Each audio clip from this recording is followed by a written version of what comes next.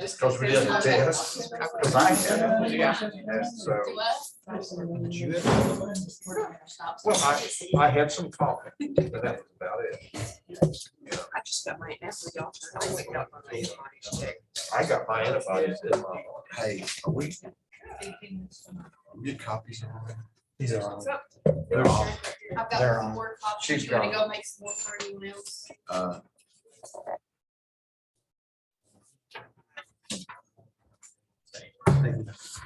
There's something. I don't need any. Don't really give them a screen.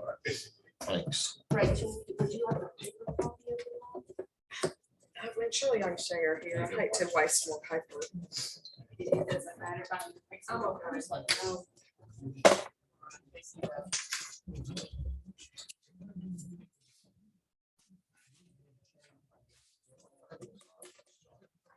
Glasses.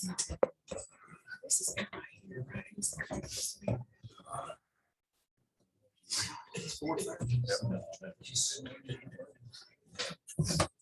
Okay, it's 4:30. We're going to bring the finance committee to order.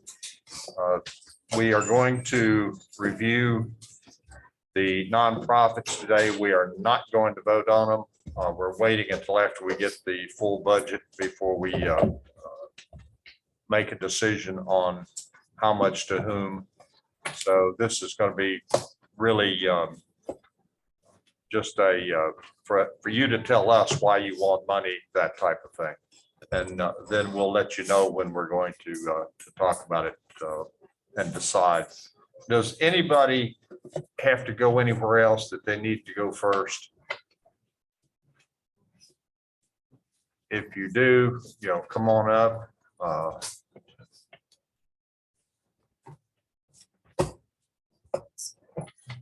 Okay.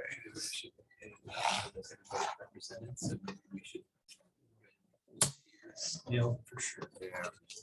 Yeah, I want to do that. I'll come back to anybody that's not here. Shoot.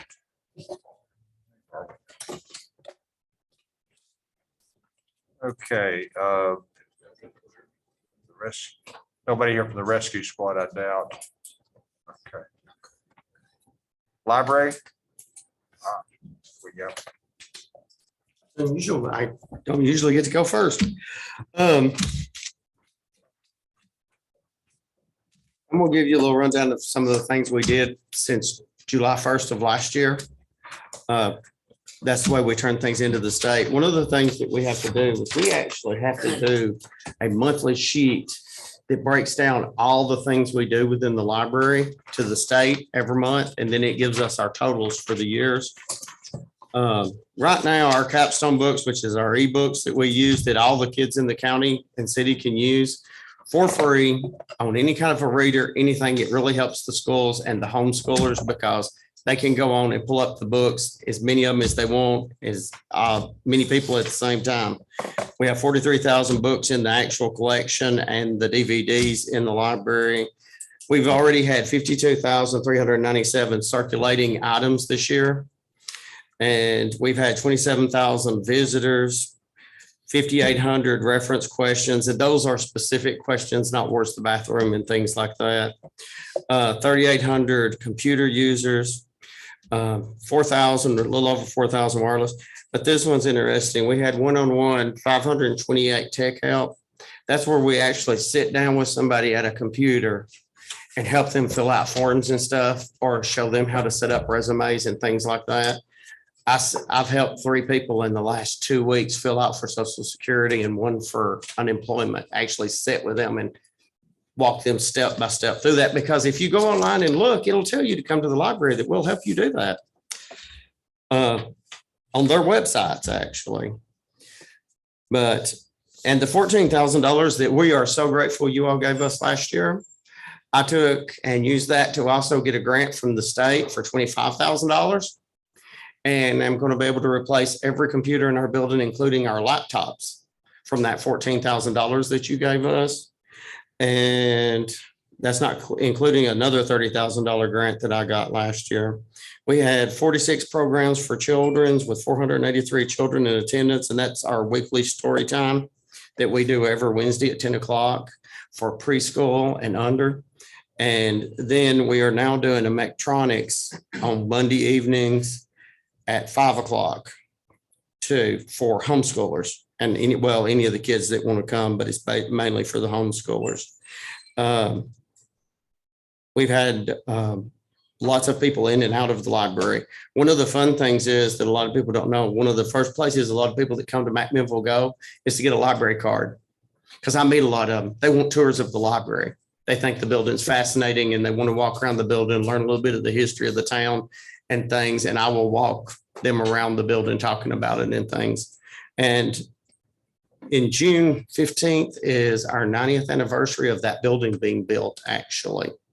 And we are going to have a little celebration. I hope you'll all come down and by for a minute and hear the history or see the history. I'm going to try to have it up on boards in the front room that day, just so people can see it, because it is fascinating, the history of the building, the library itself, and why it was originally built. Because there's very good places that people can go and get help for free on computers. They can come in, use the wireless for free. They don't have to buy something. And if you go by of the evenings or actually come through at 5 in the morning and look in our parking lot, you'll see people using our Wi-Fi because they have phones, but the only place they can use their smartphones is whenever they have access to a Wi-Fi. And most buildings confine it to within their buildings. It actually extends to our parking lot and the 3 spaces out in front of the building. That we do that on purpose, actually, just so that we can let people use it at night. Do you have any questions? The only thing I've got is you're asking for the maintenance of effort amount and then an extra $10,000, which is. It's for salaries and utilities. Okay. Our salaries and utilities are right at $200,000 now. And we get between the city and the county 186. And that's literally, I'm just trying to close the gap a little more on the utilities and the salaries. And we did get a raise last year from the money that you gave us, and we're very grateful for that. You mentioned state grants. Yes. Are there opportunities for federal grants or other educational or library-based grants out there this coming year? We do the tech grant every year. So far, we have not. The state, the regional comes in and they tend to show us a lot of those. I also go through the Stephen K. Smith Trust. That's who I got $30,000 from this year too. And I am always looking.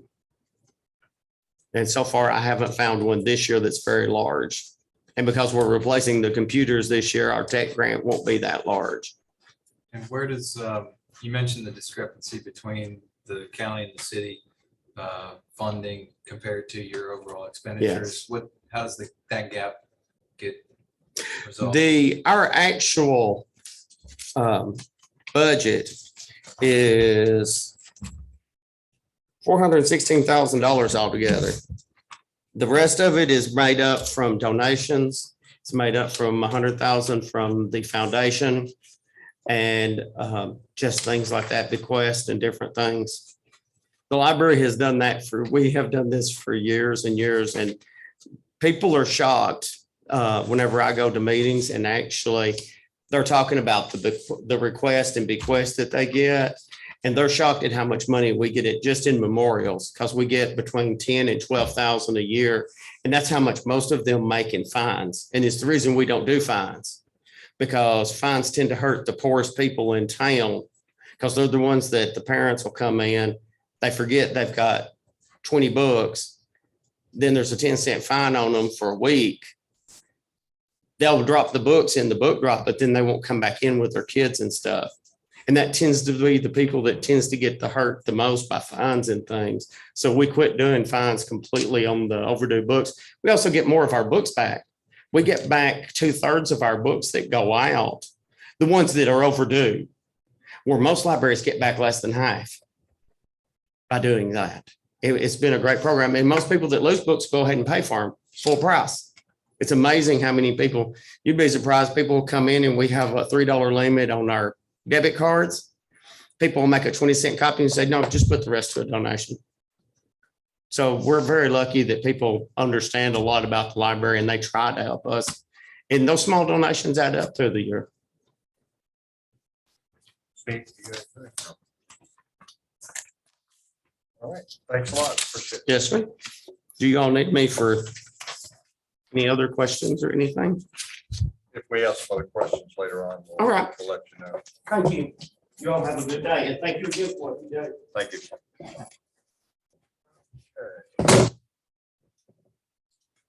Chamber. Don.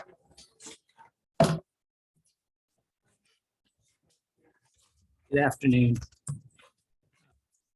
I think most of you know that the Chamber is a membership organization, and we rely heavily on the city and county for funds that do not generate revenue for the Chamber. And that's when we come to you and ask you for help on various things. And the main thing that we're dealing with is our tourism, our visitor center.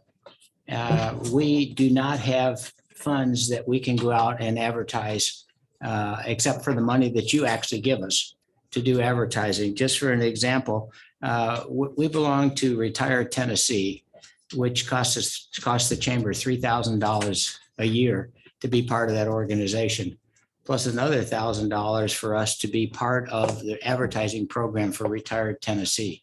That is all comes out of the chamber budget, which in turn, basically, we ask help from the city and county to deal with the retirement community and also with our relocation packages. We send out over 150 relocation packages a year. And part of it is part of the Retired Tennessee. Part of it is, I want to come visit McMinnville, Warren County, send us information, send us booklets, send us maps, and all those things. And the chamber absorbs that cost, which we in turn hopefully get some information and some money from city and county governments. We've advertised in several of the major magazines. The Tennessean, that magazine cost the chamber $6,700, and it's probably going to be $7,000 at least this year. So that, again, that money comes out of the chamber budget. We also, does everyone has seen this magazine? I know some of you have. That's the chamber magazine that we put out every year. We have been tasked now to, not tasked, we've taken up the publications of the Visitor's Guide. We're dealing with the company right now with advertising with McMinnville and Warren County. This used to be done by the Tourism Commission and the Chamber, and the Chamber's basically picked that up. Hopefully that this new magazine will be out in September. We also spend about $12,000 in other advertisements, Upper Cumberland, Manchester, bringing people into McMinnville and Warren County. Of course, anybody that wants information about anything in McMinnville or Warren County, the first place they come is the chamber. Our visitor center sees, and we haven't been tracking that very much lately, how many people actually come in. We're going to start tracking that, how many people come in, where they come from, and what type of information they want. So that's the first place everybody comes to get information about the whole area. And that's one of the things we're going to try and upgrade the information center with some new racks so we can publicize. I talked to both Motlow and TCAT this last week, and we want to do a section on education. So if people want to come in and know about education, and we'll let the school systems and then Motlow and TCAT. Again, we need racks and things like that to put all of that information in. The chamber basically has been holding job fairs. We held 2 job fairs last year. Cost the chamber over $2,000 to bring in people. We don't charge our employees to be part of that, but we did have to rent part of a 3-star mall. That was an expensive proposition just to do job fairs. Of course, we support, and now you'll have to tell me, do you pronounce it Bologna or Bologna Day? I have a problem not coming from here. I always say it's Bologna and everybody else says Bologna. Which way is it? Maloney. Bologna, thank you, thank you.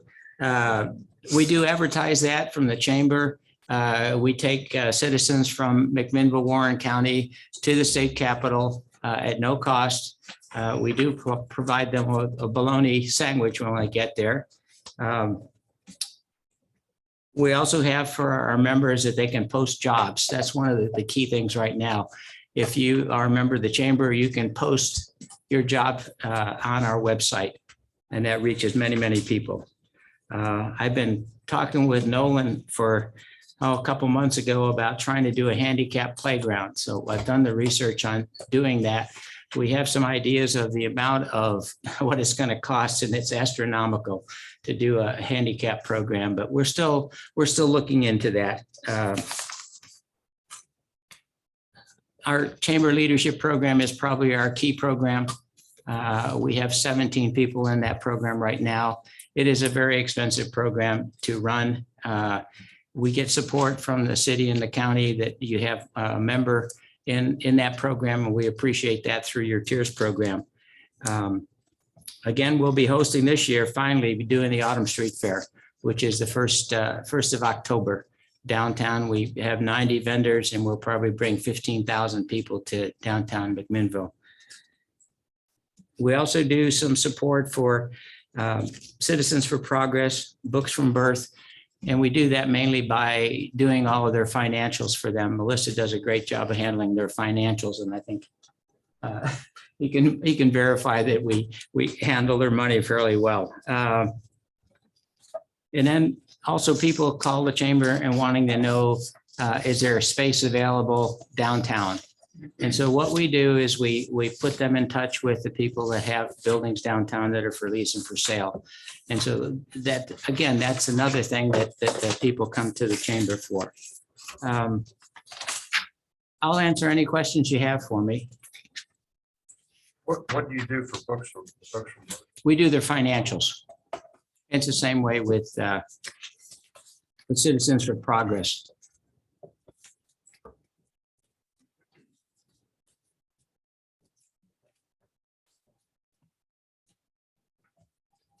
We'll be putting out, we're in the process of working on our new map. We're hoping that map will come out sometime in September. That'll be a city and county map.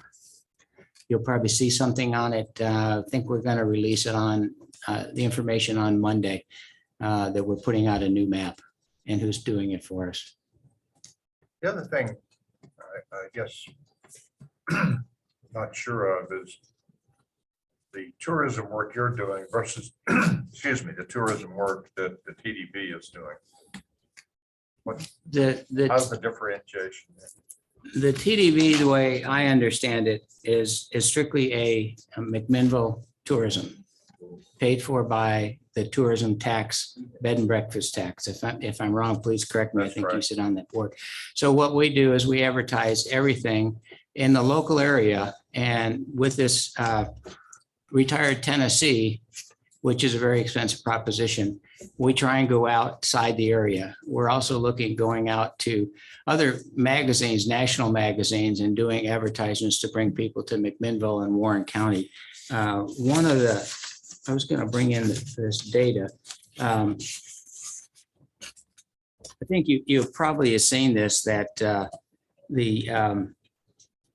the impact of tourism or visitors coming to Warren County is 36,962 in daily expenditures. I don't know if you've ever seen that figure before. And out of that, 1,500 comes in daily sales taxes and 1,538 in daily local taxes. So the more people we can bring in, whether it's relocation, tourism, people from outside the area coming in, it's going to help the economy one way or another. I just don't want to see any dual effort, I guess, between the two of you, because we are throwing a lot of money into the TDB. Yes. Yeah, I've talked to Sarah and You're on that board too. yes, sir. Yes. And they're what they can do with their money is different than what the chamber can do with their money. And as you can see, when we're allocating, we're looking for funds to support tourism and the visitor center, where they are not doing that. So there is a little bit of a difference in there, the way it works. Steve, good. Can you, there's a line item about research grants for small businesses. I know that at one point the chamber was using kind of a grant engine Yes. can you kind of explain that? And Yeah, how that, that's that being didn't utilized? work very well. What we did is told them the types of grants we were looking for, and they were supposed to give us the names of company that can handle those type of grants. We found it's better for us to go out there. There actually is a grant book. You probably know there's a grant book that it's published every year about grants that are available for in the state and also for which sections it's good for. And that's how I got some of the information about the handicap playground. We're looking at doing that ourselves. That was a very expensive proposition, and we were getting absolutely nothing out of it. So we basically have stopped that program, and we're doing the research ourselves on grants. Now, we did apply for a TVA grant for help cleaning up the river, and they said they had no funds available this year, so we got turned down for that.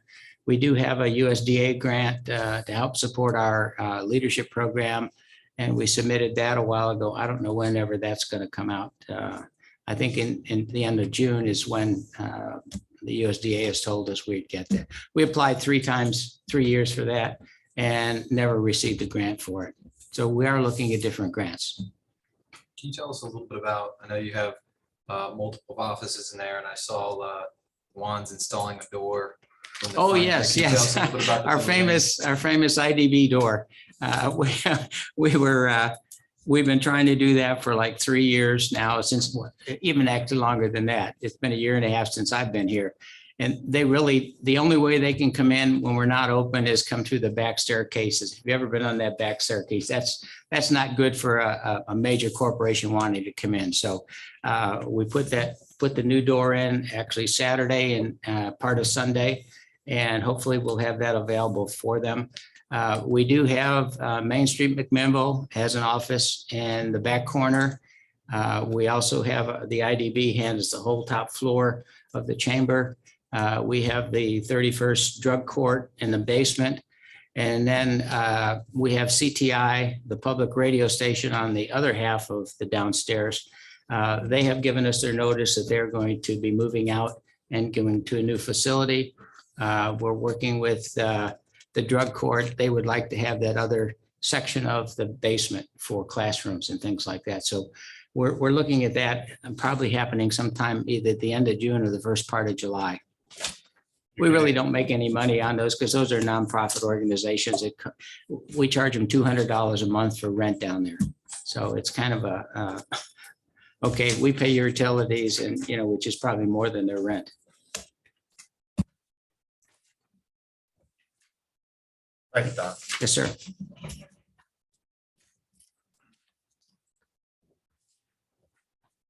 Todd, did we do practice? 30? Did we do yours? Yes.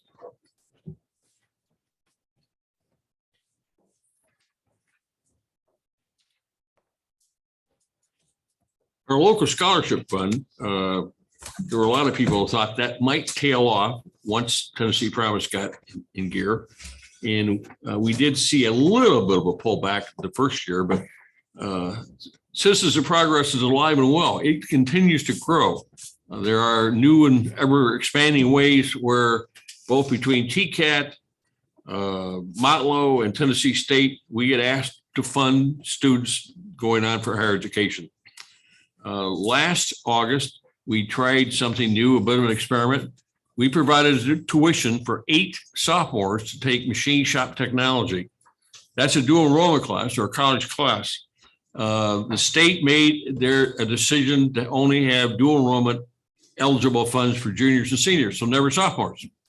Well, we tried it with 8 sophomores. Now, admittedly, these were handpicked. 4 of them were straight A students, but here's the bottom line. They did great. Absolutely did great. Love it. They've signed up for their junior year to do the same thing. The instructors loved it. Both TCAT and Motlow were thrilled. In fact, they couldn't wait to pound on me. We need more money. We want to do this in a bigger way next August. So make a long story short, with our eyes open, we're going to take on 50 sophomores at our expense for dual enrollment next August, about $50,000 worth of extra expense. And we've been working hard on our fundraising with that in mind, knowing that that was going to go up. Even the 50 students is 10 per student per class. So we have a cap on the students. It's not a wide open story.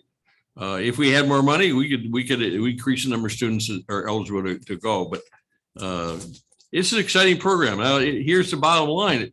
These kids can get 3 years of college while they're in high school instead of 2.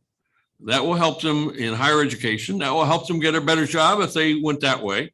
So we look at it as a win-win situation, and proof is in the pudding. The kids did great, and if you talk to TCAT or Motlow, they're all excited about it. So we are too. That is a key reason why we need your help this coming year. We continue to provide scholarship aid for kids in the 2+2 program at Tennessee State to get an industrial technology bachelor's degree. We on dual enrollment, they normally don't cover all the funds, so we get asked to pick up what isn't covered. And like for instance, in welding, it's like $35 or so do we have to pay to cover all of it, and we do. So we are a good steward in terms of helping kids get higher education, and if they need help in a special way, we will allow them to ask us for a waiver for help. Bottom line is the program is doing well. Kids are doing well. Now, what we've done as a group, BRAC, we started in December. We called on 10 companies face-to-face, personal calls to solicit donation for this year. Then going into January, we started an 8-person committee. We just had our last meeting, so we went from January through May, chasing donors for past donors regarding giving a donation this year. So we've been tracking this very closely and putting a lot of hours in to do as well as we can do. And I'm optimistic they're going to be a good year. I won't know really till early fall, but we have a pretty powerful agenda, and that is the higher education of our youth. So that's our story. I just wanted to ask, so that's do you send as many women as boys, or boys and girls, or what, how do you do that? Actually, the Just women, merit bags? this is CTE, Career Technical Education. Traditionally thought of as a male domain. However, in these 8 sophomores that took machine shop technology, there were at least 2 girls. In welding, there more and more females are getting welding. Why are they doing that? Because welding pays really well. They sit here and see what these guys are doing and making a lot of money coming out of high school. They say, wow, we need to sign up for that program. And so students are, they're smarter than we give them credit for. They see what's going on, and more and more females are enlisting in dual enrollment classes. There's mechatronics, there's welding, there's machine shop technology, robotics, and they're all college classes with college instructors. Are you doing any automotive? Yeah, they have an automotive program too. I'm not as familiar with that, but Do you have any people in it? No, not that I'm aware of, but we might have this next August. So I haven't got any final numbers yet, but we might have this August. In other words, sophomores that are going to start that early. Do y'all track where they end up, what firms or companies they end up working with? Mechatronics does. We haven't done that, and TCAT hasn't done that I'm aware of. But with Mechatronics, that's an amazing story when you look at the database. There were like 135 students that they were able to track down, making from 35 to 130 grand. Great jobs, a lot of promotions. I mean, it's a pretty exciting story for Mechatronics. And I would expect a similar bit of optimism for these TCAT classes. I mean, I should have mentioned, but when in KeyCat, machine shop technology, we got $1 million give grant from the state. And so it's all new equipment, including CNC. It's the finest lab of its type in the state, bar none. In fact, I would go so far as saying, I know I'm biased, but our CTE program is the strongest in the state. There is none better anywhere. Big city, small city, Murfreesboro, anybody that comes down here and sees the totality of what we do with the equipment we've got, there is no backup here. This is a very strong program offering kids a great career launch if they're so inclined. So, and I think this getting sophomores into dual enrollment is the latest chapter in us making a difference. I mean, you haven't dual enrollment before. 300 to 400. Wow. And keep in mind, that's juniors and seniors, no sophomores in that count. So what we're doing with sophomores immediately gives that program a jump. If I remember correctly, back 2 or 3 years ago, when Tennessee Promise came on board, it was only for seniors. Then they dropped it down to juniors. Is that correct? Or No, I think it's they been always had junior, it's been juniors? juniors and seniors. Tennessee Promise is seniors. You're right. That is what it is. Dual enrollment is juniors and seniors. There was a bill in this legislature this early this spring that would increase dual enrollment to sophomores and freshmen, actually, and that didn't go anywhere. But the fact that it got introduced, maybe next year or the year after, one of these years that might get through. And frankly, we're the ones that are getting their attention. So if we're a catalyst for that being changed, helping kids everywhere, I'd say great.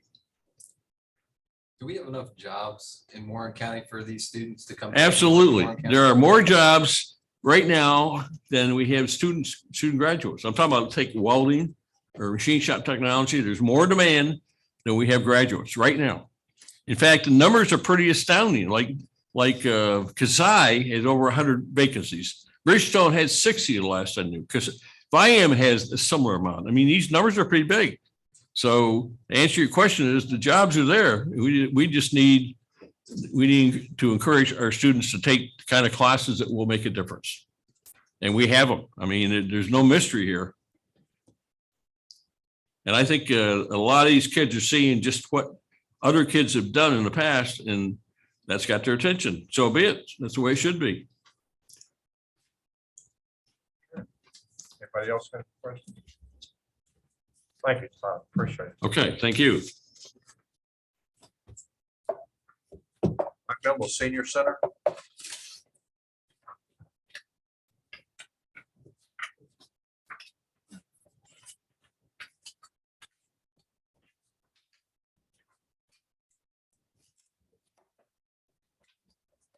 Good evening, guys. How are y'all? Good. First off, I just wanted to go over a couple of the numbers that we've done thus far since July 1 this past year. Of course, we have had to battle the whole COVID thing. When numbers got real high, there was a brief time we'd shut down a couple of weeks at a time, and then numbers would go down, we'd open back up. But we have been full force since February, I think. I can look back. But anyway, the numbers I'm going to go over with you are, of course, this far. We are currently still doing our meal program. That is every Wednesday. That is a hot meal cooked there at the site. We're averaging anywhere from 155 to 165 meals every Wednesday.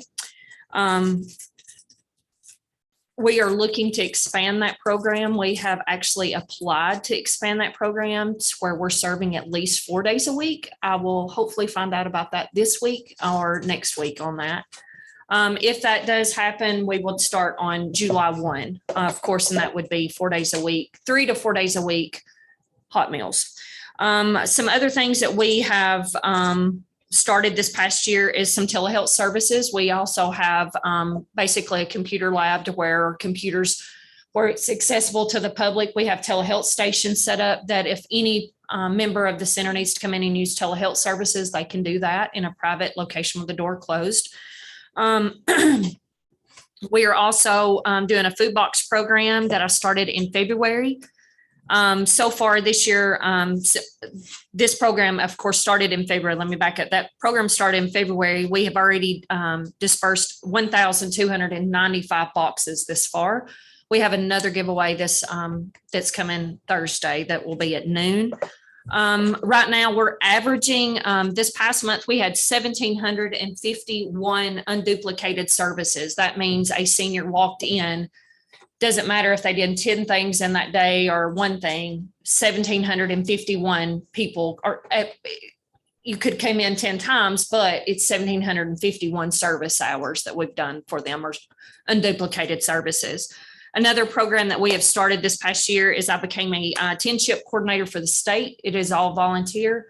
I seen 175 members of our community, saved over $100,000 for the citizens of Warren County and the city of McMinnville with that program. That's where I go in and pick out their insurance. I sit down with them if they're new to Medicare. I can go over any of their insurance, their Medigap policies, their drug plans, and those are done after hours, during hours. So I even met with them on Saturday. So, because it's a very brief time, it's from October 15th through December 7th. Of course, we've added all kinds of daily, we do daily trips or like this past week, we went out to eat. We're adding numerous things. Nothing costs any member in our center anything it doesn't cost them any kind of money. The only thing that costs is our meal program, and that is $4 only. Every other services there is free of charge. So we're sitting at right at 900 members. Of course, we did lose some to COVID, but we are currently, as we speak, is sitting right at 900 current members that are active members in our system. So. It's short and sweet. I mean, we can go into detail if you want a calendar out. So you're saying, you mentioned no cost, the meal program is $4. What is the meal program? That meal program is served every Wednesday. The only thing that they're paying for, they get $4. Like this week, let's see, today's Monday. On Wednesday, I'm having chicken and dressing, cream potatoes, green beans, a roll, and homemade coconut cake. They will pay $4 for that meal. And they'll also get a choice of drink, whether it be milk, sweet tea, water, things like that. They can come in and get those meals, or they can eat there at site, because we'll be considered a congregate meal site is what we're considered. You So we also- served, I can tell you, it's over 8,000 meals, I think. Hold on, I've got too many notes. Oh, what the heck of a deal for $4. $4, you know, you can't even get a Happy Meal for $4, but it is all cooked from scratch. Our meals are. Hopefully, if we are able to get this new program, we'll be able to serve those meals at least. And if we go to that meal program, those meals will not cost the seniors anything. It'll be contracted services through the Upper Cone Development District. So that's the only thing they're paying for is if they want to come in and they get a meal, it costs them $4. Anything else in the center is free of charge to them. Some of those people don't pay the $4. No, we have because of that. sponsored, if we've got seniors, and I do off-site services. If we get a referral, I go to the home, we deliver meals, I deliver them food boxes. Anything from toilet paper to paper towels, cleaning supply, anything that senior might need, because we get a lot of referrals. I work very closely with APS and of course our district attorney's office here because of the number of referrals that we get in. And so I make those home visits. I'm the one that's delivering the stuff to them. So. Steve? Thank you. There it is.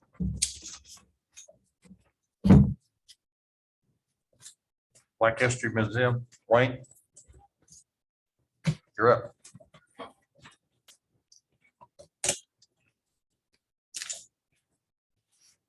Good afternoon. My name is Wayne Wolford. I'm the founder of the Black History Museum of Warren County, Tennessee, not Oregon. The main reason I'm here today is to help get funding or more funding for upstairs.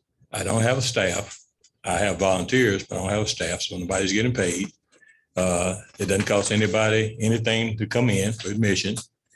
My main source is, or my main idea with the museum is to save artifacts for Black citizens. And I'm also getting a lot of help from everyone else in the community, people that they've known, gone to school with, whatever. I'm trying to educate, and I'm more of a kid person. I like to have kids come in with their educators and get an idea of what this is, what that is, what used to be, what it is now. How can we change it?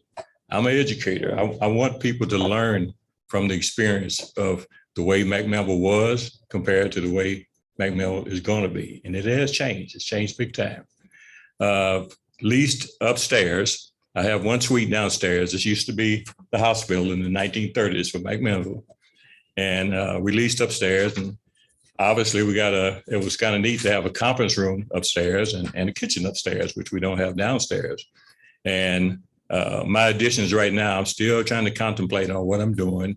I'm getting paintings on the wall from people that have moved from McMinnville, that were born here, they're artists, and put those up. And also I'm working on a music room. I'm also dealing with a kids room with art. I'm trying to get the art teachers here and parents, I don't care whether it's homeschool or whatever, to get a program set up to where they can come in and younger ones can come in and do their drawings and so forth. And if they need more room, we got the conference room for them to work with there. So I'm more of an educator. And right now what we're doing, we're getting Miss Carol Neal. She's out in the school system, and we've got kindergarten through 5th grade right now. And the teachers in those schools are getting the winners. They bring them to us. We put them up inside the museum. So we're working with the museum, with the community. And not only will we do this, but we'll go to middle school. Later on, we get high school. And then next thing, we'll have adults. So it's more of a drawing card. Right now, between the other 2 museums and the library, I'm trying to get something established that when people come through, and a lot of times after they get through eating or whatever they're doing, or before, they can come to each one of the museums in the library and get a feel of what McMinnville is and get a little history and a little education. But my main thing right now is getting upstairs established, because cases and so forth are pretty high if you're going to a hightail museum. If you've ever been to State Museum, yeah, those things are very expensive. So what I'm working with now is what I can get to start out with. And once I do that, I can preserve the artifacts and so forth that I need, publications, the books, the whole deal. So this thing is not going anywhere. We're starting from scratch, and we've been in business for 15 months now. And every time we look around, there's somebody coming in from out of town. We're talking about Chicago, we're talking about New York, we're talking about California. Just kind of neat. Some people just come in, that have lived here before or whatever, or come in married or whatever. But we're getting a good turnout right now, and this is really working. And publication is the other thing that I'm working with PBS, working with media, working with billboards. That's my next step. Out of curiosity, under your income over here, it talks about sale of assets. You had $23,000. What did you sell? Was that donated items? Like Yes, we have shirts, we have cups and bags. We just got a few items that we're selling right now. For as that's concerned. You had some grocery stock out there. Yes, we had a fundraiser for that at one particular time. Yeah, we were, we're doing pretty good for us. Fundraiser. Yes. projects that you're running. Yes. Okay. I think all the donations and fundraising is all in that same number. Right Yes, there. it is. Plus you got federal grants and state grants. Yes, we just finished one grant that came from Tennessee Arts Commission. And it's kind of neat because I don't know if you're familiar with QR. You go somewhere and you scan something on your phone. Okay, so we just got that finished right now, and we're getting ready to post them in the room. So when you go in a room, like if you go in the school room, you take your phone and put your camera on and hit it, and it'll give you a 3-minute speech about what's going on in the room. So we finished, the grant has come through already. We finished it. We just got to get everything going on.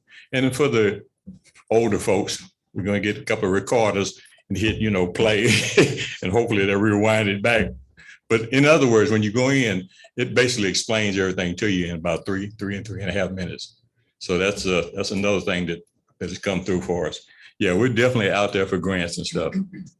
We're trying to help ourselves. So you're trying to expand upstairs, you said? Yes, it's not for tourism yet.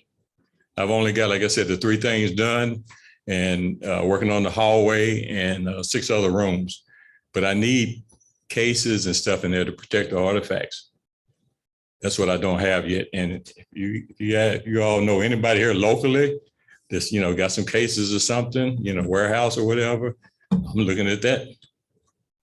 I hope you find as nice ones upstairs as that you found downstairs. Oh, $1,900 for 26 cases? Yeah, you're right. Coming from Memphis, that's all it costs us.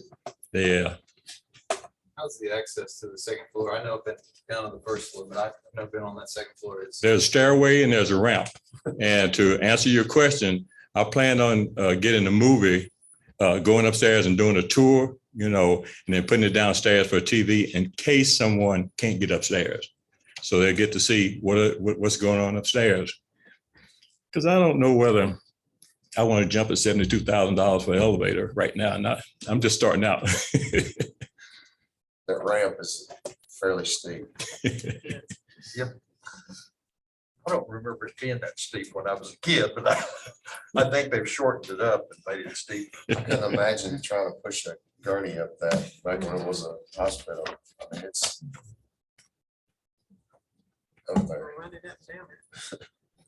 Oh, it's a workout. I stay in shape going up and down. Anything else? Thank you. Or do you have something, John? So just, looking at the funding from last year, there were sale of assets, federal and state grants. Are you all doing any donations and gifts from the citizens? Are you all doing fundraisers or?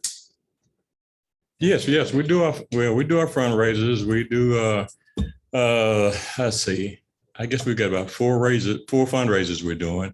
And gifts, people are coming through surprising us with their gifts. Yeah. Monetary gifts, big time. And just kind of weirdly mention it. We actually got a piano. I had to get some movers to move it, but the lady donated a piano to us. It's worth $2,000. So we're getting the support. We really appreciate that from people, and also the stories and stuff that they bring to us. We love that part of it. That's a part of McMinnville that us younger folks don't know about. Anything else? Thank you. Wayne. Okay, all right, thank you. Appreciate it.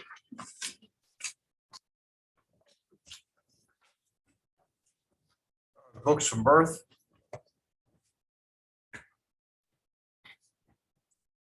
Everybody there?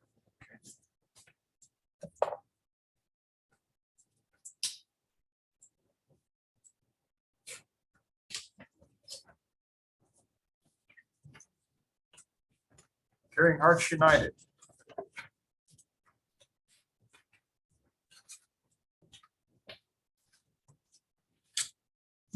Hi, for you, those who don't know me, I'm Alma Shoemaker. Diane Sneed is our chairman, and she is out of town today, so you got stuck with me. For those who don't know, Caring Hearts United was established in 2010, if you got the flyer. We'll be 11 years old next month in June. We work with 11 different hospice units over the area that most of them service in Warren County, some of them do not. But we work with the hospice nurses, and if the patient needs something, then we help them out if we can. Things like insure, bed sheets, just really food cards if they need it, and gas cards, anything like that the nurse deems that they need.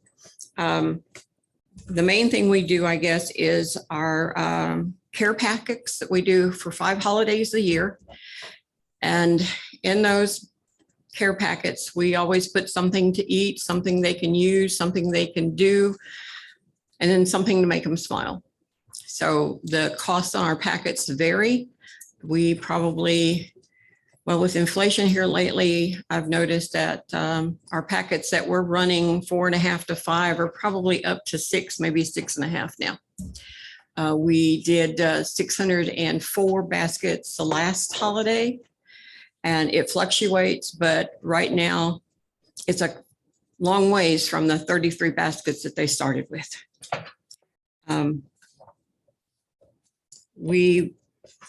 If you will notice on the cards I passed out, we listed our fundraisers. I forgot to put on there, June the 28th, we're doing another bingo at the 3-Star Mall. So we are big into our fundraisers. Our biggest one is the Wonderland of Trees at the mall, if you've been there. Actually, we're 11 years old, but Wonderland of Trees is 12 years old this year. So they were doing it before they were even established. Melinda was a go-getter. If you got any questions, just ask, because this is my first time with this. One question I have is that what you're asking for is almost 3 times what you did last year. Did you lose some funding someplace else? Last year, you gave us 7. I thought that's what we asked for. And you're asking for 21.5. What? Okay. I don't know. I normally do that. This year I turned it over to Diane. And that would have been her first attempt, I guess. I don't. Well, you might want to reconcile that. Yeah, That's a big. big jump. Yeah. Sorry about that.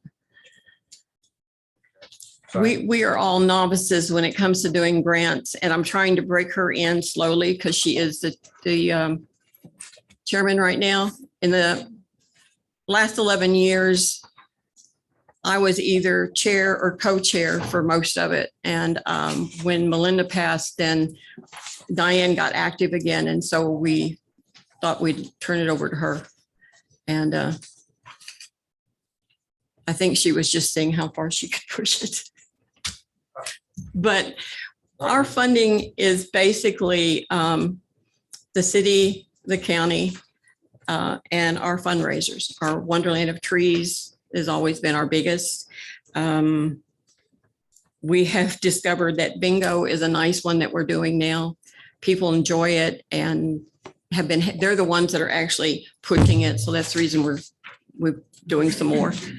We do get a lot of donations from anonymous people. We had a nice gift of $2,000 recently. We do get donations from the families sometimes of the patients. There is no paid help with Caring Hearts. We are all volunteers. And basically the money we get from the city, I would say, goes to help with our rent. When we started Caring Hearts, it was in Melinda's apartment. And after a few years, I kind of noticed that we outgrew her apartment. And so we started renting a small place. And we're at the point right now where we should have a bigger place, but we're not going to do that right now. So.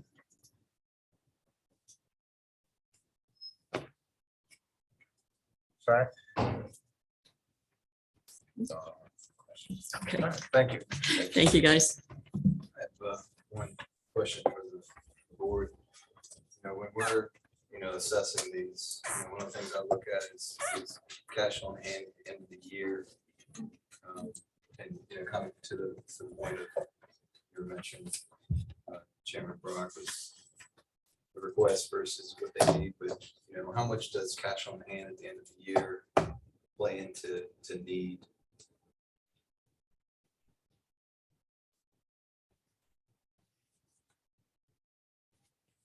The answer, I don't know, unless we query everybody that comes up as to why they might need X number of dollars in there.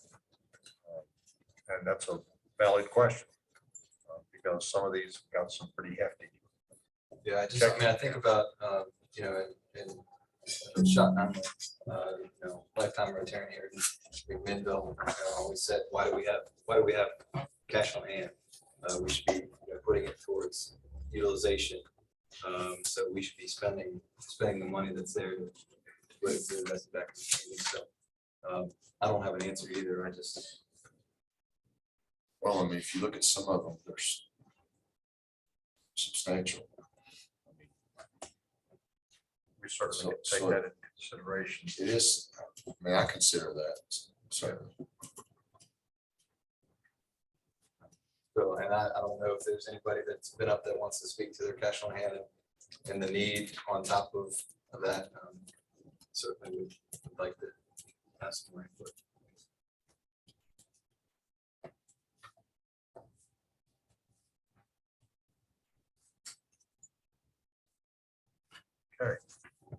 Families in crisis.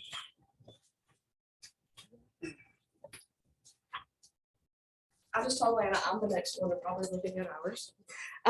There is a reason why for our cash on hand versus our requested need, because most of the cash that we have on hand and most of our funding is grant, federal and state funding, and most of those require a match from our local governments and community.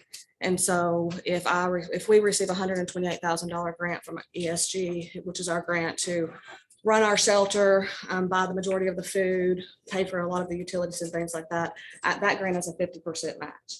All of our other funding, more than about 85% of our funding comes from OCJP, and all of those grants are 20% match. And so that kind of answers that from our standpoint. I'm not sure about the other agencies, but that's kind of our need in that department. So we are the domestic violence and sexual assault program that covers McMinnville.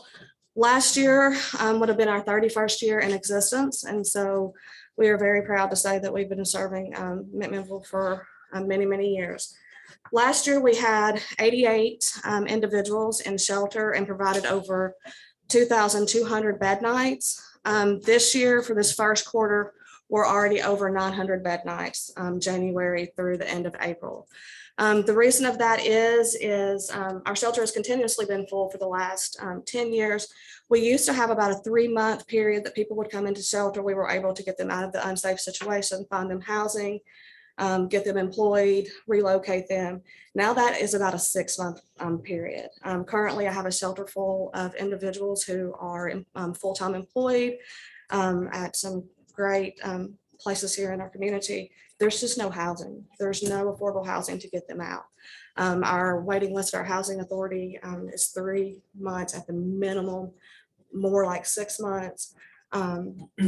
Stevens Rental, who owns a ton of rental property here, you have to make 3 times what the rent is to be eligible to rent there. There's nowhere to put them. And so their shelter stays are increasing. We provided last year over 120 motel nights for emergency shelter due to our shelter being full. So our shelter, the stay for shelter is increasing, but the demand for shelter is also increasing.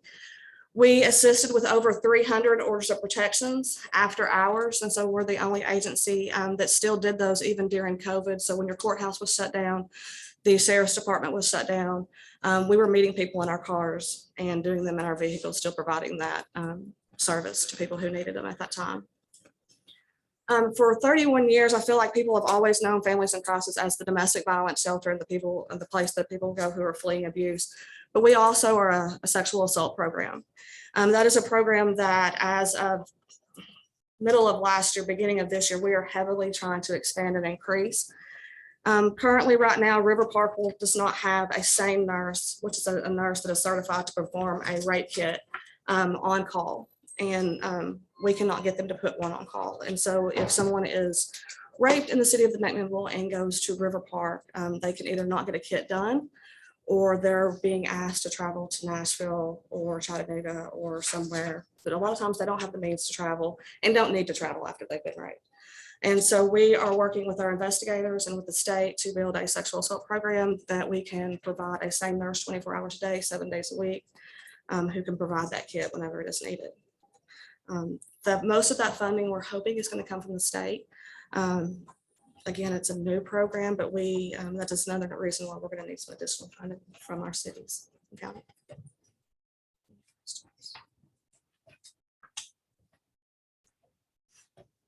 And you ought to mention just the basement as far as like, it was so impressive to me when I used your resources in the past for people that I work with.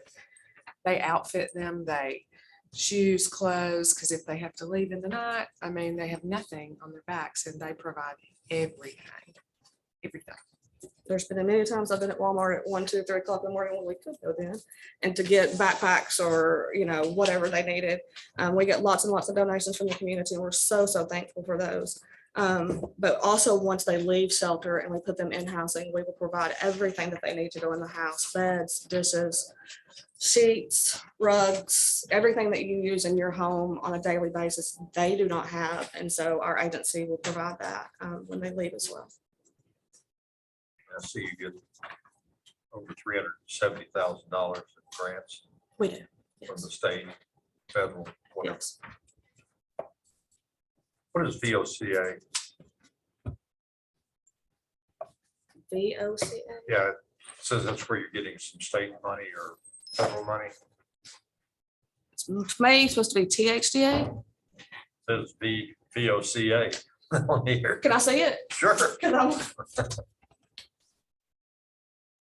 VOCA, I'm sorry, VOCA is the Victims of Crime Act. Okay. That's where we receive the majority of our funding. It is funding specifically for victims of crime. Can you explain kind of the structure of families in crisis, employees and staff? So we traditionally have had 8 employees. So we just have 7 right now. We have an executive director, myself. I have a financial administrator who also runs my housing program. I have a Warren County case manager, a Grundy and Sequatchie County case manager, a sexual assault case manager, a child advocate, and a shelter coordinator. What was the last one? A shelter coordinator. All of those individuals are on-call positions, so they all rotate on call about once every 4 to 5 weeks, from 5 p.m. to 8 a.m. We answer calls from 911, hospital, police departments. Last year, we answered over 120 calls just from the city officers themselves and responded to calls from them. When we do that, that frees up an officer sometimes to go obviously to another call quicker. If we can take care of the victim and get them situated, that'll free up law enforcement to go meet other needs. So there's generally about 8 of us. I just have 7 right now. And we do cover 3 counties.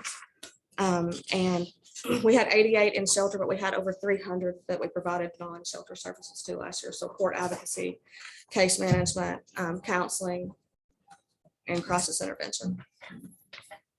Are you looking at any funding for expansion? Yes, we are looking for the funding to do the sexual assault program and locations to do that. We have also been in our shelter for 31 years. And so after being in the same location for 31 years, to say that it's confidential in a small community, sometimes we feel like it's time to move. So we are hoping to look at a new shelter in the next 5 years. I'm looking for some funding for that. And we're going to take, my plans are to take our current shelter and do transitional housing. We think that we can get about 8 apartments out of our current shelter if it's done correctly, ranging from 1 bedrooms to 3 bedrooms. And so if I can get 8 apartment units out of that, that's the direction that we're going to go to. Anything else, Steve? 10,000, is that the requested amount? 10,000 is the amount that we requested Right. again this year, and it is for utilities, crisis intervention, a little bit of homeless prevention, because with our housing grants, the way that works through THDA is for us to be able to help someone with housing, it has to fall within what's called fair market rent. And about 90% of the units that are available in Warren County do not fall in fair market rent. And so a lot of times we're not able to use that funding for someone. Let's say if the perpetrator has been arrested and they're able to stay in their home, it's obviously better for everybody if they can stay in their home. And so that's why there's some homeless prevention money in there. And so we're still going to pay services for them, but allow them to stay in their home. Any other questions? Thank you. Thank you.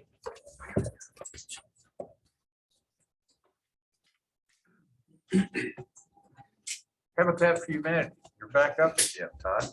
Should have gotten you while you were up here before.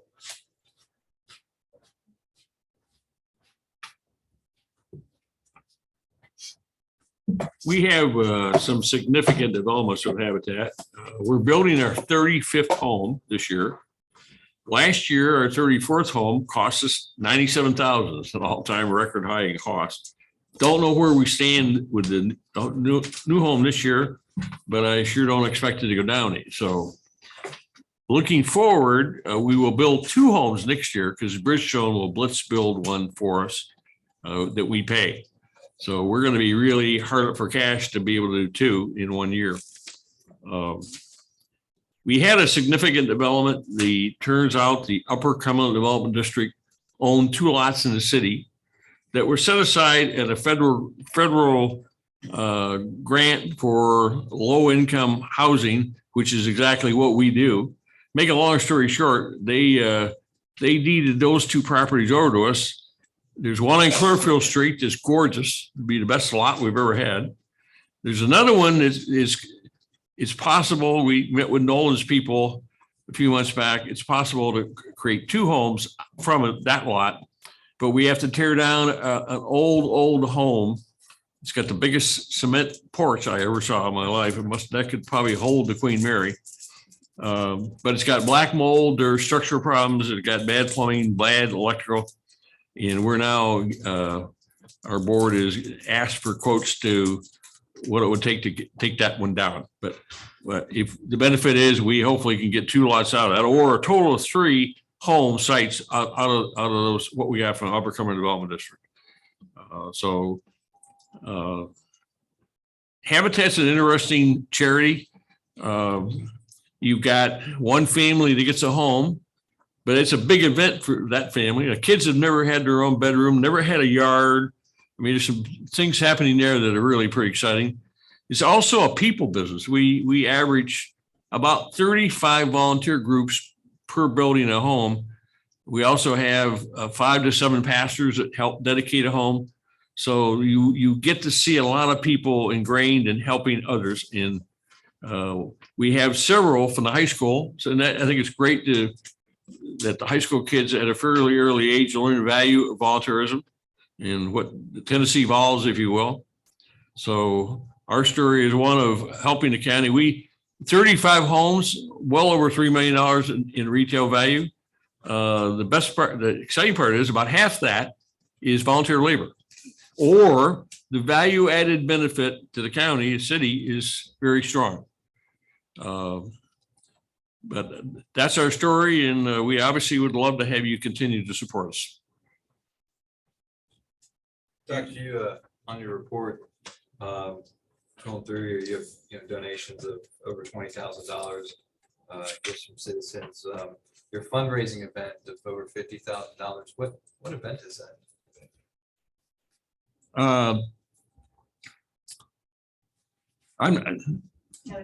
Restore. Oh, yeah, it could be, we have a restore that 2 people work at 3 days a week. They have to work really hard. I mean, people will say, we'll give you this furniture, you got to come get it. And we may have to repair it, repaint it, add new things to it, whatever. So our 2 guys earn their way in a very big way. We get donations from Lowe's and other hardware firms. So that's our primary fundraiser, is having a restore. I know that we, in the past, given you lots as we've condemned and taken over. Yes, that's been great. We We love the lots that we've gotten from the city, and we'd love to have more. We haven't had any lately, but we look like we may be coming up on something. Well, we would be highly receptive to doing that. I so understand that of the 30 odd houses you built, I think you've had 1 default on a loan. Is that correct? Out of all that, We had one home go bad. It's a long story, but basically family split up and meth got in the house, and we finally our board just sold it. We had a chance, we cleaned it, and then we sold it. But we've had a couple of homes go bad on payments, but you really think in the long term that we've been at this since 98, our track record on defaults is really very low. I mean, compared to say Memphis or Nashville, we're doing a great job compared to them. But that can't happen. Trying to pick on you. I think that is a very, very low rate. It can't happen. And usually a story associated with it. We've heard those stories. If a family is in default, we ask them to come and tell the board at our board meeting what they're doing to solve the problem.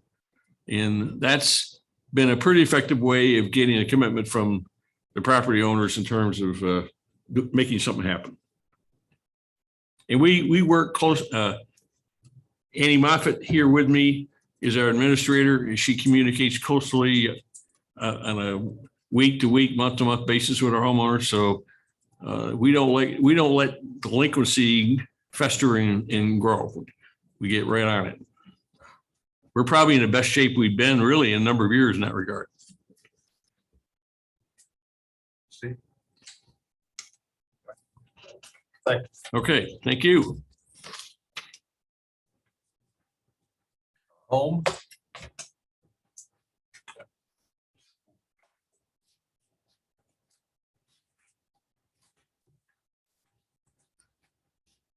Guys.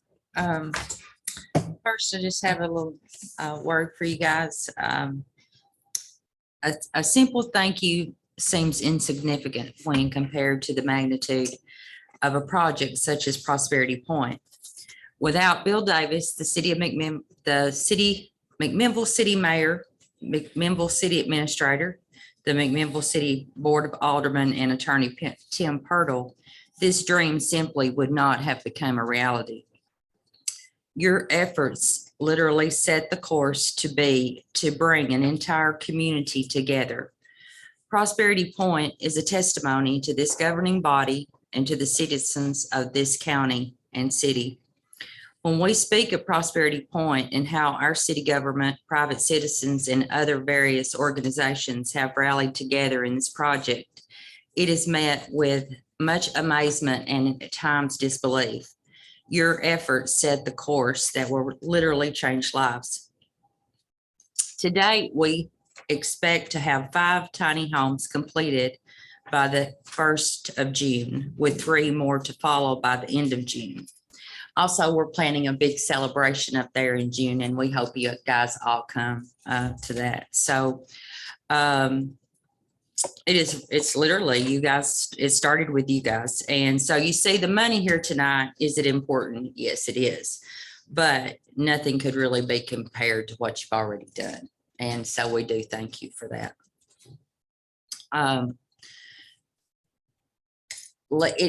Our request did go up over last year. And of course, you guys will just have to decide, what it will be. Our expenses seem like it's a constant moving target. I can do a budget for Prosperity Point one week and it has changed by the next. And so, but we've been very fortunate. And even with the cost of building supplies and different things, somehow we make it. Last year, one of the things that really, I think, bumped it up was the expense for the upcoming winter. Last year, we served 310 adults and 45 children, and we consistently keep somewhere around 12 to 28 people. So 8 homes at Prosperity Point simply will not cover it. In January, we spent $11,000. I think we thought we were going to take to the bed that month. It was like our 8th worst record January for snows. You know what I'm trying to say. So, and I didn't think it was going to quit. It would come a snow and it would still freeze. And I'm like, oh my goodness. So we have tried to start using more heaters for folks in tents, but when it's January and December, sometimes it's really a matter of lives and toes and fingers. But we remain first call to 911, St. Thomas Ascension, other organizations. We continue to provide transportation if they're not from here, back home, showers, food, resources, clothing, gas for vehicles. Sometimes they're not a candidate for a motel, but maybe they might have a vehicle. Well, then we put gas in to keep them warm. And one of our most beloved programs that has started in this last year is what we call a work a day, pay a day. And sometimes I think when people are homeless, it's a little overwhelming. So let's start this first step. You get a job and we're going to tell you where to go get a job. And when you get that job, we'll pay. And so, and that cost about, and we've saw more success than failure with that program. And that cost about $700 a person to get, and that's just for them to pay a weekly rent in a motel. I mean, we're not like saying, okay, let's try to get an apartment, you know. So did you have a question? Okay. And so we are putting more focus. We get the EFSG grant. It's about, you know, we're not talking huge grants, $2,000 or $3,000. We have United Way. That's a few thousand. We did apply for a larger county grant this year because we do serve the whole county. And it is our plan this summer. We are reorganizing because of our growth that I'm going to start myself working on more grants. We're reassigning duties. So, but for now we have to survive, you know, the winter and Prosperity Point, of course, but in the winter and maybe for a different time and a different meeting, I would really love it to sit and talk with you guys about the possibility of a warming shelter. Because when we paid $11,000 in January, I was just like, holy cow, you know, and that's, you know, December was 6,000 to 8,000, February was 6,000 to 8,000, and it's bad. So I thought if we just had just some little warming shelter so that, you know, we really weren't concerned with people losing fingers and toes or maybe dying. So like I said, that's for another time. And So the goal of Prosperity Point is to have a community center where classes and other sorts of communal learning and fellowship can happen. right. And there's a grant that's going to be going for that building. Is that correct? We have put in a grant for that building. I'm going to submit another one this summer. It's due the middle of June in case we don't get it. You know, we don't know if we're going to get it or not, but then there's another grant that might be out there. I've talked to some folks the other day, and what we would really like to do is we don't want to do this long term, but if we had that and we put some bunk beds in it, you know, that we brought people in off the street for just a few days to, I mean, really just to keep them from dying. I mean, I think one of the concerns with that Excuse is me. that the idea was to have that as almost a sanctuary for the people in those homes. Yes. So your idea Yes. of the warming shelter at a different location would be, I think, more productive for Prosperity. I agree. I agree totally. You know, is that something that, are there grants out there for a warming shelter? I don't know, because really, it just came, honestly, the thought just came to me like at the end of January or February of this last year when I was getting desperate. You know, we all were. I don't mean we were like, holy cow, this is costing just, you know, insane amounts of money. But what do? We had it. We're going to take care of people. You know, that's what we had it for. So that's what we did. But I just like with Prosperity Point now, you know, we're constantly changing. So it's going to be a different year this year and a different set of expenses. So we maybe need to really look at oh,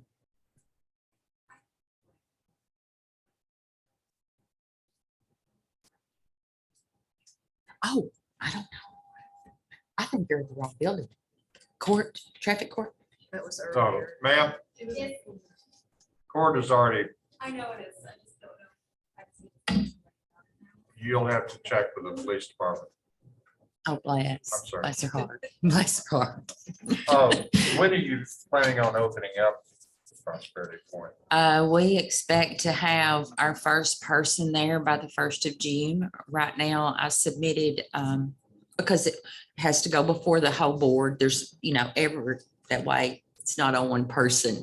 So I submitted our first person potential the other night to the board. So we have him in the motel right now. And so we're kind of excited about that. But I think How many buildings do you have out there right now? we have 8 buildings, but they're not finished. The Rotary You mean homes. actual buildings sitting on the slab? You've got Yes, 8 of them? It's yes. just a matter of hooking up everything now. Well, it depends on which building you're looking at. Some are closer to completion than others. And so we expect to have 5 done by the 1st of June. And then the remaining 3 by the end of June, 1st of July. The other question I had was, on your fixed assets, it's $312,000. Is that mainly the land and the buildings that are out there? Yes.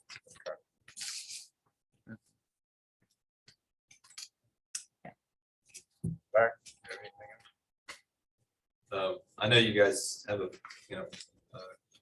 fundraisers and are actively trying to raise money for doing your community donations. So. Steve? Thanks. Merciful Springs Medical.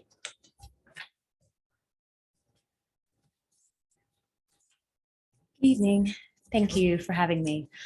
So I don't know if you are aware of Birchwood Springs, you probably are, but it's an old vacation community in Grundy County, close to the Warren County line.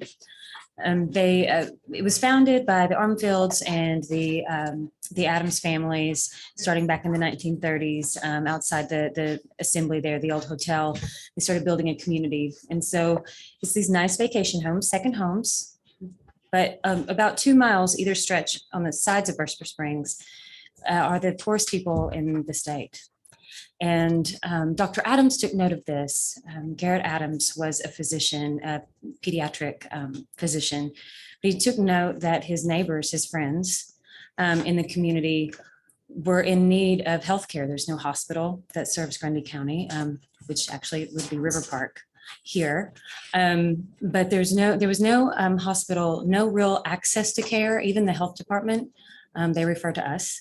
So, if a certain person couldn't afford even a sliding scale, they just couldn't seek care. And so what had happened over generations is there were generations of families who had never sought medical care and never had dental care before this clinic was founded in 2010. And it was founded by citizens in the community and mostly volunteers, but we've been transitioning away from volunteers to more of a paid organization. So we have a main care provider, an LPN who acts as a medical assistant, and an office manager.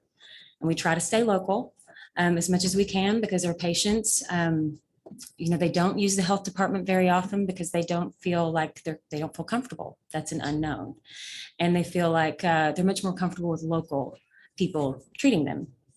But we do actually see about 12% of our patients come from McMinnville. So we had about 850 patients last year. And that was down during COVID. We're starting to see an increase now. So we expect it to go back up to a little over 1,200 soon. And so in our dental clinic, we started the dental clinic in 2018 because we saw so many patients in the medical side come in repeatedly for antibiotics. They were in severe dental pain. And what ends up happening is they come to the emergency room here at River Park because they can't be refused care. River Park charges them $1,500, $1,500. the patients can't afford it, so it goes unpaid, and River Park gets reimbursed maybe single digits for those bills. So it does put quite a burden on the hospital here. So we're trying to relieve that. We've been keeping a waiting list. We have about 100 people on our waiting list for dental care right now. We'll be starting our clinics back in July, and we should be getting to that waiting list by the end of the year. And about 30% of those, I had a small sample, so we weren't always getting addresses, but I had the phone for about 3 months, and about 30% of those were residents of McMinnville. And so we would hope that our clinic would help alleviate and keep people out of the emergency room here at River Park as well. But if you know about Berspa Springs, you might be wondering why I'm asking for this within Grundy County.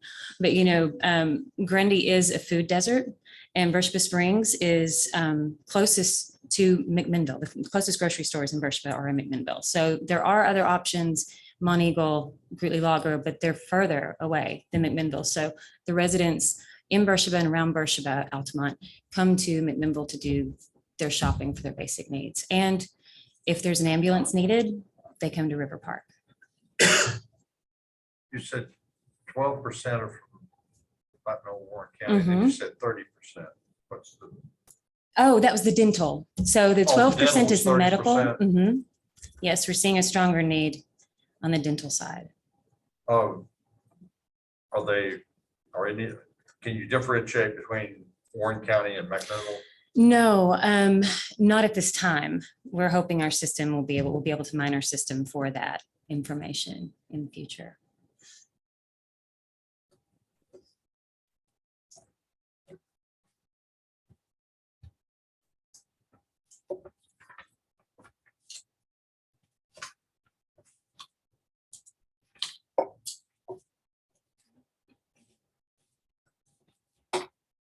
When did you say the clinic was started? 2010.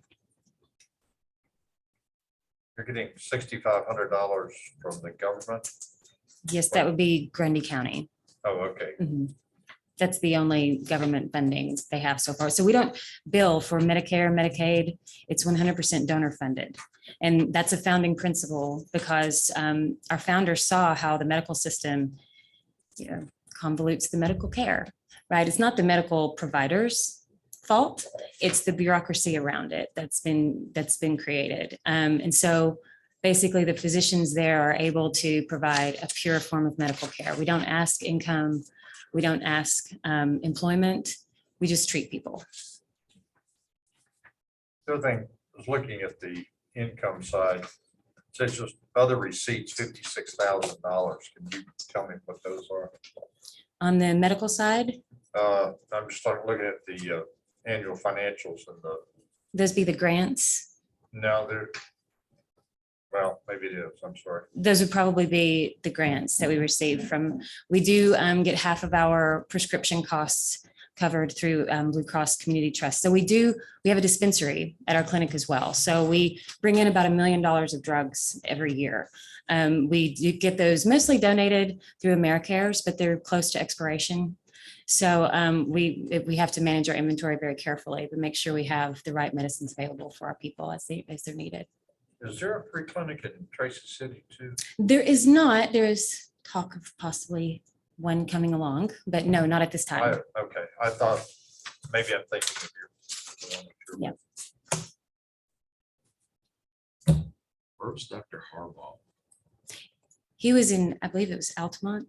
Okay. He no, was in, not- but no, not with us. Yeah, I believe he was. I just remember that name. Mhm. Do they have a free clinic there in Altamont or what? No, we're actually unique in the area for being free. So there's charitable that use a sliding scale, but we are completely free. So we turn no one away. Thank you, man. Okay, thank you. Kids of the community.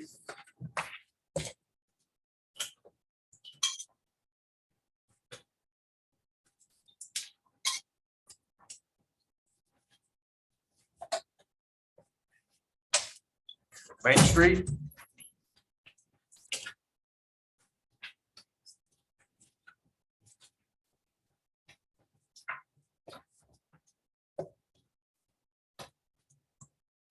developmental special games.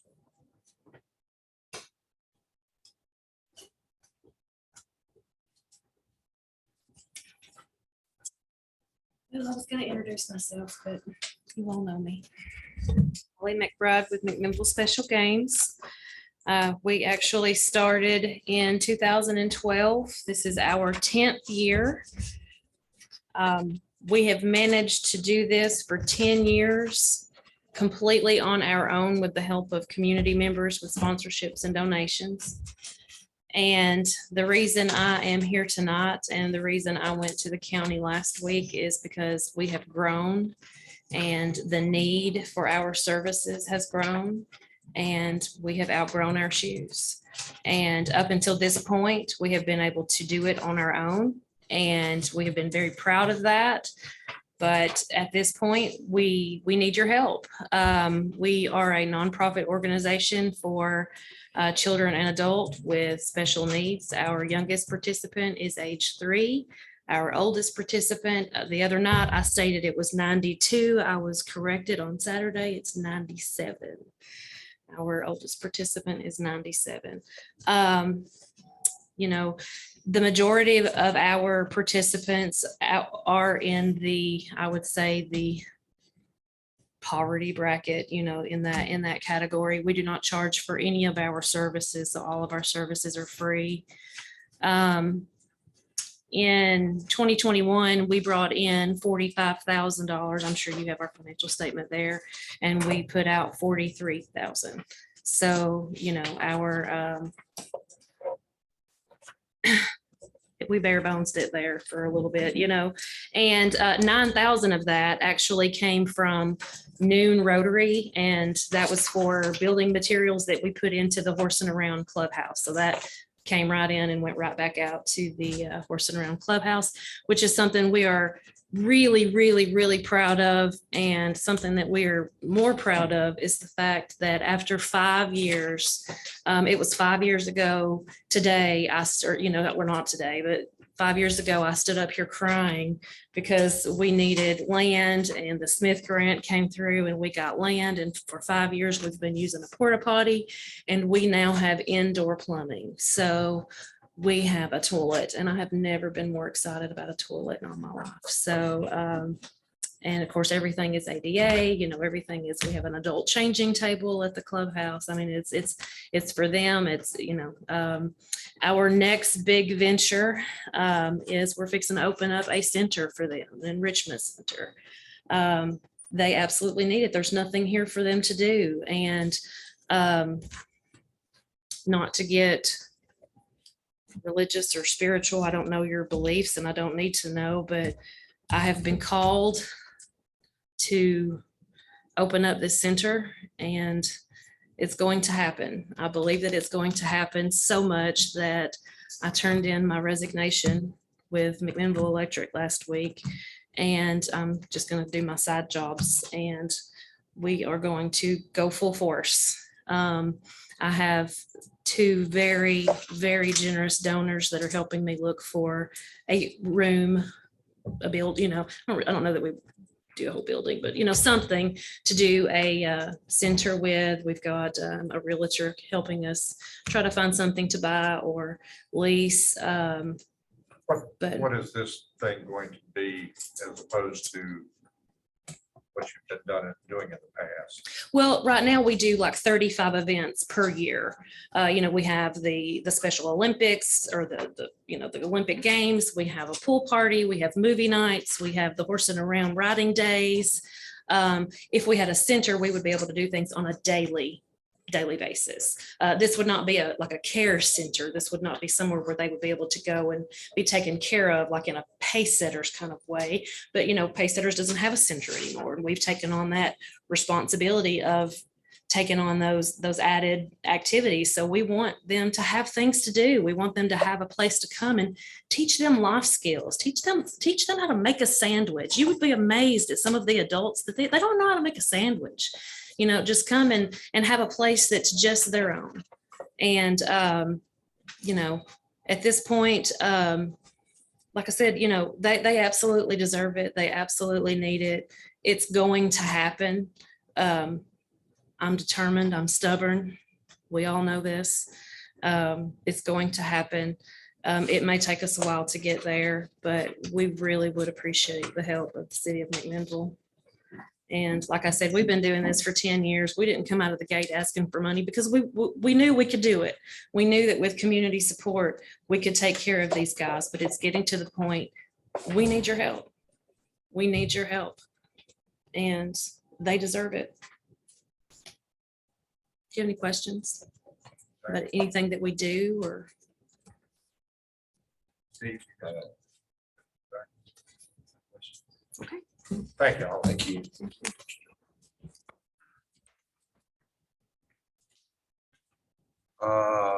Meals on Wheels. Pass it around. Appreciate it. Sorry it's taking this long, folks, but It's okay. you know, just trying to go down the list here. Got a big job.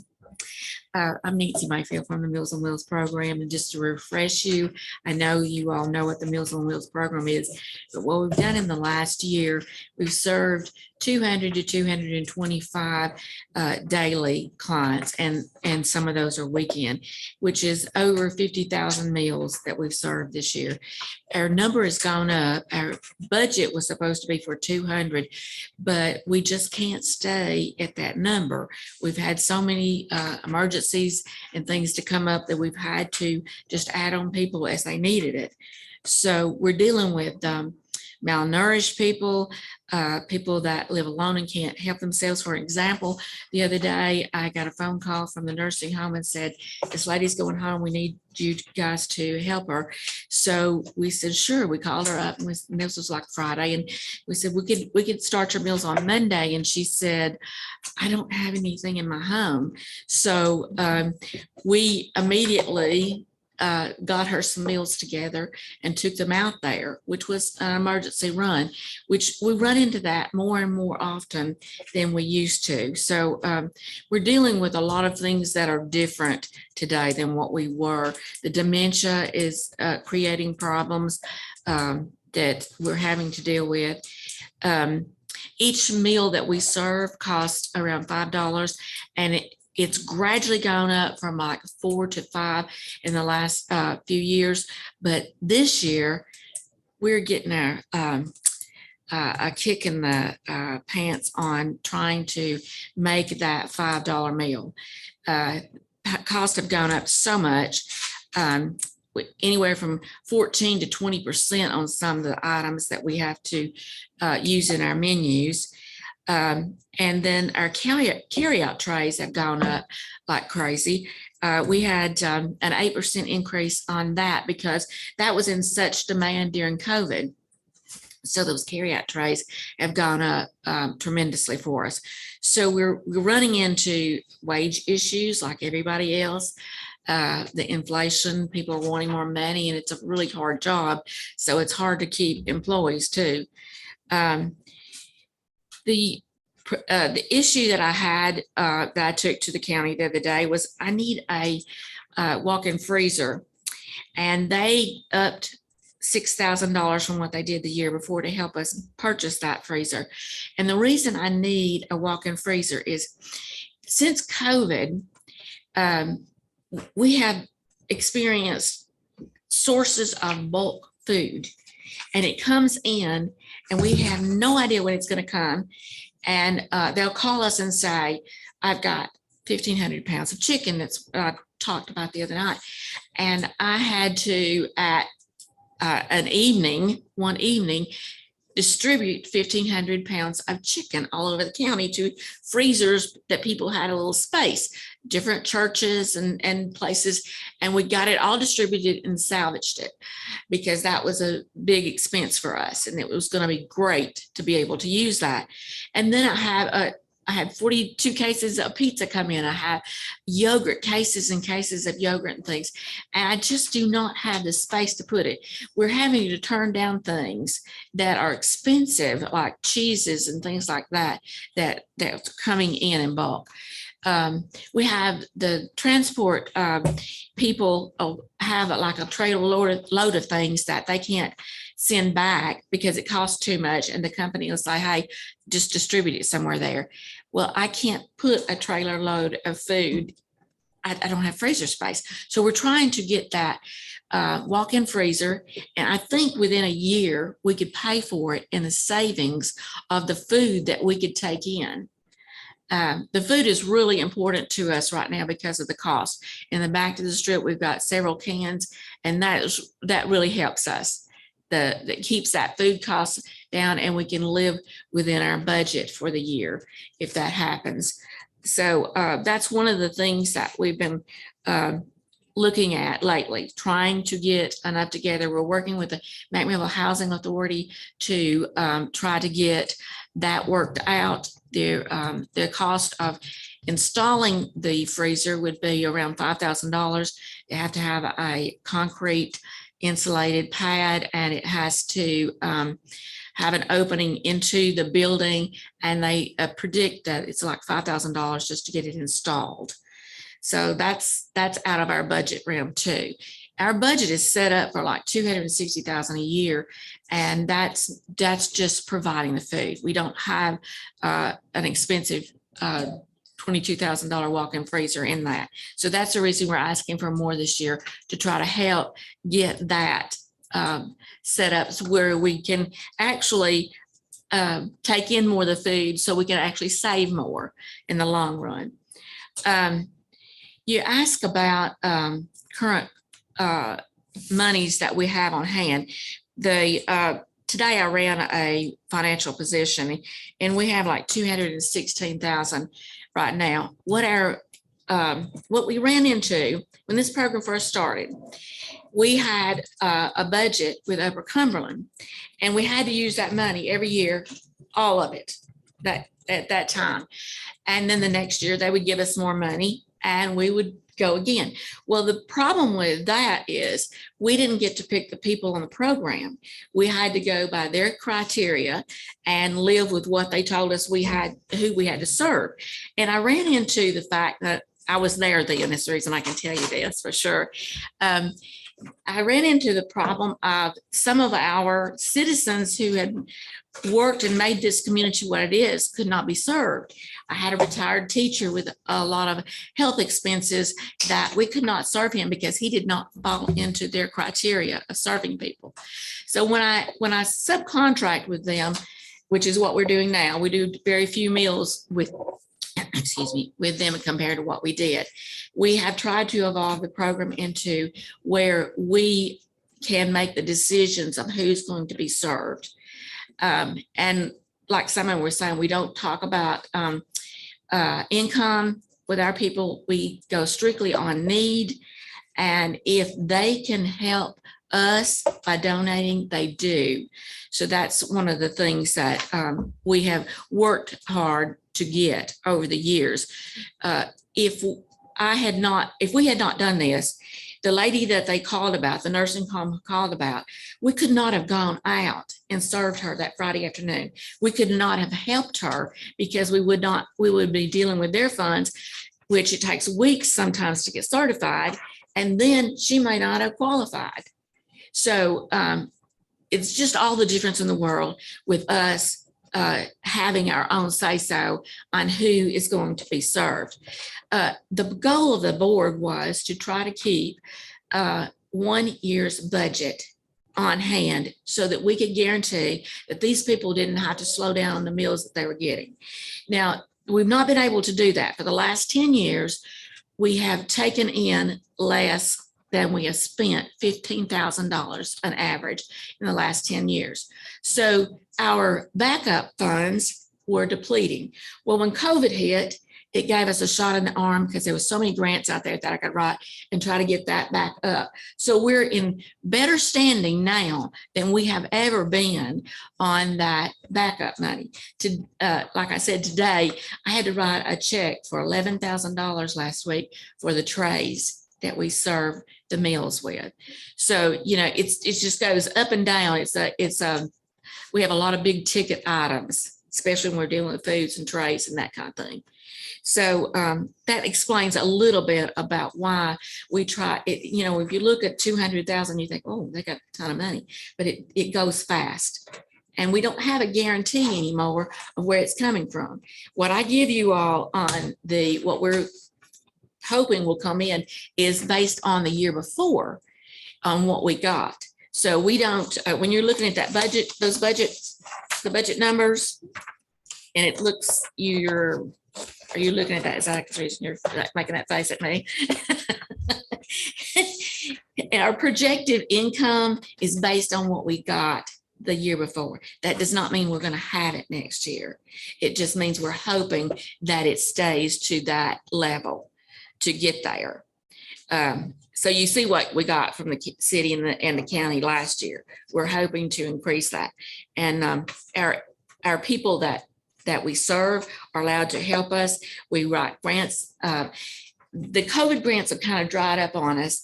The money's going to be coming down through other places where we go back to having that criteria of clients again. We will not receive that money unless it goes to Meals on Wheels America, where we can write grants and get that money. We're not going to have it locally. We may get a couple more clients from Upper Cumberland, but that will be the only way we'll see that new money coming down. I really try to look at all aspects of grants, and I write grants from $500 to on up, and it takes a long time. We really need a grant writer, but we can't afford that. And I'm semi-retired. I work every other week at the Meals on Wheels and the other week at home for nothing writing grants. So that's kind of where we are on that. I hope that explains our money situation a little bit more. I think we go in sometimes and assume everybody understands, and you don't really, because you don't see the day to day. What's the limit? What limits you on how many people you can serve? Is it manpower to deliver? Money. It's basically money. Our volunteers have really been strong in the last couple of years, and I appreciate the city coming in and helping us one day a week after that Christmas project that you all did. But I would have thought that when the gas prices went up, we would really lose, but it's not the manpower, it's the money for the meals. And we budget for 200, but we actually end up serving more than that. We just do everything we can to keep the cost of food down. Do you have a waiting list? We do, but it's not the emergency waiting list. The emergency people, like the lady out of the nursing home or the 95-year-old that they call us about, those people can't wait. They have to have something right then. So we just have to be flexible about that 200. We'd go over and we just hope that we can come up with enough food to be able to do that by the end of the year. And we have been so far. We have been very fortunate with good Warren County people. Steve, okay, thank you, ma'am. Thank you.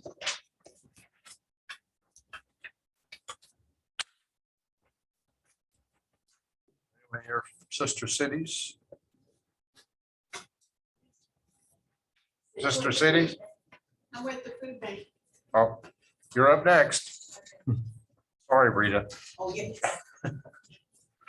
Next year, we'll start at Z and go backwards. How about that? I just did it as the package was, so. Yes.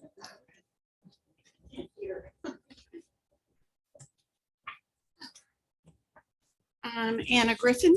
I've been with the food bank since 2014, serving as a volunteer. I'm on the board as secretary treasurer.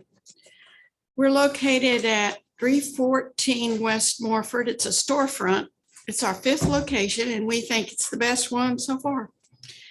We're asking for $2,000 to spend on food to supplement the donated food so that it be a complete nutritious box. Folks are allowed to get food once a month. We're open Monday, Wednesday, Friday from 9 to 2. In 2021, the Warren County Emergency Food Bank gave out 445 food boxes. In 2022 so far, through April, we've given out 255 food boxes. Following guidelines, we ask folks to apply at Upper Cumberland Human Resource Agency, where they present ID and social security cards for everyone in the family. They receive a card to present at the food bank. We feel that this is a good program because it allows those folks to apply for other types of assistance. And also, we, since the pandemic started, we've kept the doors locked. So they could just slip the card through the door. But as of late, we have relaxed the rules, especially if it's the first time a person has asked for help. We've helped homeless folks. In fact, one came today, but he actually had a card from UCHRA. He had been there, but he told us he didn't have a way to cook. So we do have a homeless type box for someone who doesn't able to cook.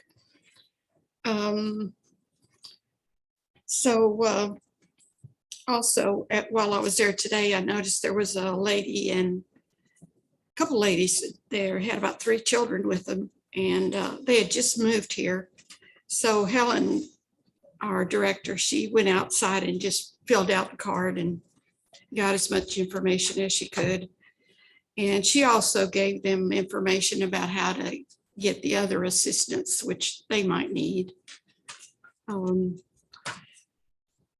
So we do help folks who are not able to, or for some reason they don't go to UCHRA. We tell them about it and we find that they don't come back. So we try to relax that a little bit. And we appreciate your help each year to buy this food, this extra Majority food. of your food donated? I see that you only spent about $5,000 for food. You get most of the donation. We've gotten a lot of donations. We just had the letter carrier drive, which we hadn't had in a couple of years. It was not as, I think we only had like 4 or 5 bins full of food where we normally we would get in years past, we would get 8 or 9 bins full of food. So we got less this time, but we'll be spending more money because prices have gone up, of course. So. But, See? Thank you. all right, thank Appreciate you. it. Okay, Rita. Last but not least. That's the last. As most people know my name, I'm here for Young Men United. As you could see, what we asked for this year is not a whole lot. It is more than last year, but we need to go back and refinish that gym floor somehow. And I've got on there $6,000, but that's not going to do it according to some people. Our biggest expense this past year, like everyone else, was utilities. We did, thank God, we are able to put the heating and air unit in last year. That was a cost of $18,000 to us, but we made it. The things on this list mostly are for the sheds for outdoors, were for the outdoor equipment. We utilize some of the guys that have probation on Saturdays to work outside around the building, to mow the grass, to keep it cut and trimmed. But we need sheds outside for that. And I said possibly we could do 2 sheds, one for the outside grilling and one for the lawn care. We do have a trailer there, but we need to fix the door on the back. But that's basically, it was upkeep. Last year was a good year. We were blessed. The Smith grant provided us with $15,000 last year. So we were able to help more children in the community. Of course, our biggest thing each year is the backpacks and the school supplies. This year, we began reaching out to like some of the schools, like Centertown has a closet that they help their kids out of. So we provided some personal items to Centertown this year, which was our first year doing that. And we plan on expanding that to other schools as needed. Any questions? I'm quick. The gym floor needs to be refinished. Mhm. You've got And it's the just- buckling down pretty much. Yeah. That was an amazing transformation. Yeah. What that floor was to What it how is far now. it's come. Yeah. But yeah, it's just from the wear and tear. Like I have two cousins that come into town and work with a group of kids for agility and a group of kids for basketball. And like the one guy comes in 3 times on Sunday afternoons to work with 3 different age groups. And then they're both from here, but they live in Smyrna and Murfreesboro, but they come in on the weekends and work with kids. So. Will that refinishing of the floor, will that also include restriping it and everything? Yes. But we had a quote from one guy for $10,000, so I'm not sure if we can get it done, how much it is gonna cost us to get it done. Just curious, like, I know Stephen K. Smith is local and pretty familiar, so that is going, that money is going towards the gym. No, sir. That's strictly children. So that was for, part of the system was for 50 kids, $100 a kid for clothing, for food, for school supplies as needed, and anything that the child needed, and clothing and everything else. Just trying to think about potential for, you know, I mean, the gym is changing brands for Health and Wellness Tennessee. Same type of things. Health, With health. the playground. Yeah. Now, there is a gentleman that the city bought to town that was at Parks and Rec that I talked to some in depth about refinishing like the parking lot, because our parking lot has some really bad dips and stuff in it. And maybe redoing Ramsey Park. And he seemed to think maybe we could get in on that since we were in such close proximity, but those guys were out of Chattanooga and that was the only meeting that we had had. There was somebody from our rec center. Mhm. I know that they asked for some money for doing some rework down at Ramsey Park, but I don't know if that includes paving or what. We haven't. I don't know that far it yet. includes our lot though, but we did, I mean, I met with them on behalf of Ramsey Park too, since we were connected and they were talking about, you know, because that playground equipment has been there from day one. We didn't get the bathrooms to a couple years ago. So, I mean, it does need some build up. Steve? Thank you, Rita. All righty. Thank you. Y'all have a good night. I hate to be late, but I didn't get in the building when I got downstairs. If Bill wasn't leaving, I'd still be standing outside. Yeah. Thank you for waiting. Thank you. All right. We need to figure out when we're going to meet. It's going to have to be week after. Well, I mean, are there any gut instincts, I mean, right now? I mean, Well, I tell you what, it's amazing. Are we off?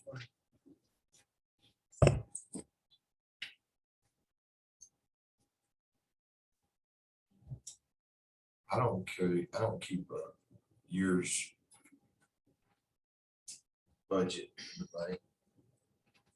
That was I don't pretty know these- surprising to me on a couple of them. Yeah.